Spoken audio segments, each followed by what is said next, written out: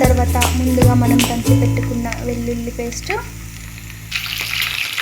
తర్వాత పచ్చిమిర్చి 2 కట్ చేసుకొని పెట్టుకున్నాను కదా అది, తర్వాత 3 రెక్కల కరివేపాకు. చూసారా, పోపు చక్కగా రెడీ అయింది.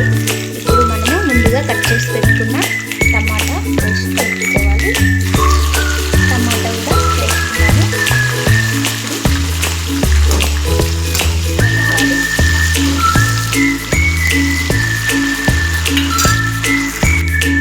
కలుపుకున్న తర్వాత ఒక 3 నిమిషాలు మగ్గనివ్వాలండి టమాటా.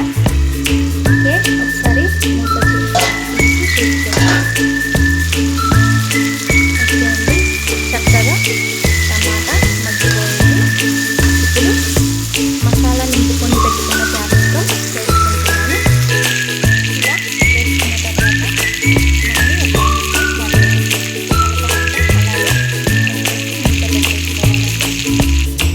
ఓకే, ఒకసారి ఇప్పుడు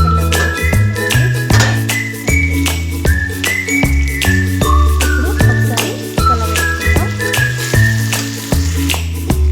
కలుపుకున్న తర్వాత ఒక 3 నిమిషాలు మగ్గనించుకుందామండి. మూత పెట్టేసుకుందాం. ఓకే, ఒకసారి చూసుకుందామండి ఎలా అయ్యాయో. ఇలా పట్టి చూస్తే సాఫ్ట్గా ఉడికిందా లేదా తెలుస్తుంది. ఓకే, ఇప్పుడు మనం క్యాప్సికంలో పెట్టుకోగా ఉన్న మసాలా ఉంది కదా, అది మొత్తం వేసేసుకోవాలి. ఇలా మసాలా వేసుకొని మీకు ఎంత గ్రేవీ కావాలనుకుంటే అంత వాటర్ యాడ్ చేసుకోవాలండి. కలుపుకోవాలి. ఇలా కలుపుకున్న తర్వాత రుచికి తగ్గట్టు ఉప్పు, ఒక 1/2 టేబుల్ స్పూన్ పసుపు వేసుకొని కలుపుకోవాలి. ఇలా కలుపుకున్న తర్వాత లో ఫ్లేమ్లో ఉడికించుకోవాలి. లో ఫ్లేమ్లో ఒక 10 మినిట్స్ ఉడికించుకోవాలి. మూత పెట్టేసుకుంటున్నాను. లాస్ట్లో కొంచెం గరం మసాలా యాడ్ చేసుకుంటున్నాను, 1 టేబుల్ స్పూన్. ఒక 5 నిమిషాలు అయితే కుక్ అయిపోతుందండి మనకి. ఎలా కుక్ అయిందో ఒకసారి మూత తీసి చూసుకుందాం. ఓకే,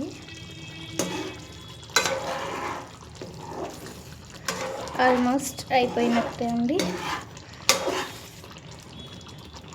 ఇంకొక 3 నిమిషాలు అయితే మనకి క్యాప్సికమ్ మసాలా కర్రీ రెడీ అయిపోతుంది.